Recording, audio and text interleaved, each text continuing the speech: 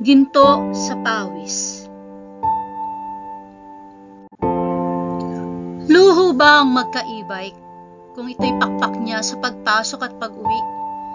Gulong na umiikot, hindi para magyabang, kundi upang mapawi ang pagod sa mahabang paglalakad.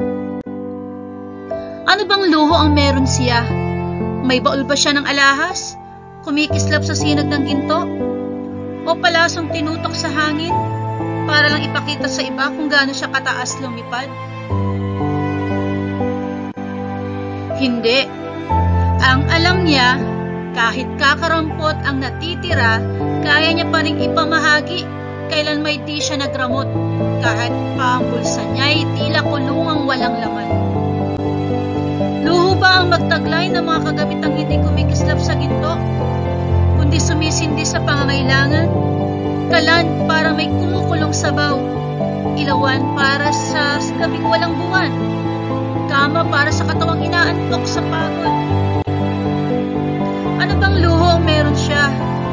Wala siyang korona ng brilyante, wala siyang singsing na sumisigaw ng yaman, wala siyang marami at magarang sasakyan, anumang lupain man. Ang meron lang ay mga bagay na tinahi mula sa pawis at pagtitiis upang mabuhay at makalasap ng ginhawa.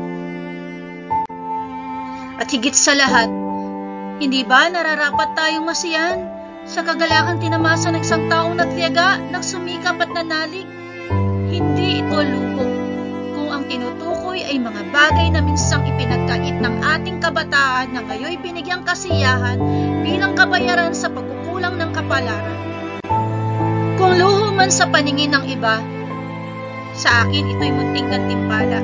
Ginto sa pawis na inani mula sa lupa ng pagtitiis, mula ng musmos hanggang sa ngayon pinagsusumikapan ng tao.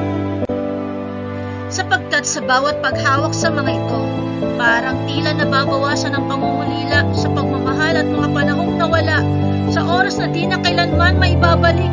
Ito'y mga butil ng ginhawang katas ng pawis, hindi ng kayabangan.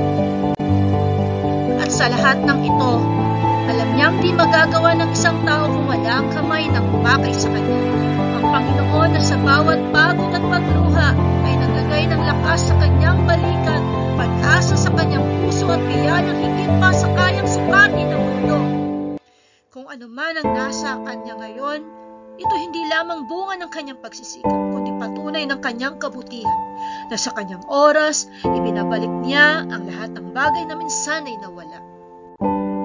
Ang material na bagay ay sadyang material at mapapalitan. Ngunit ang mga oras, panahon, pagmamahal na ninakaw ng mapait na kapalaran, kailanmay di na maibabalik pa man, nakaukit at nakatatak sa pusong isipan.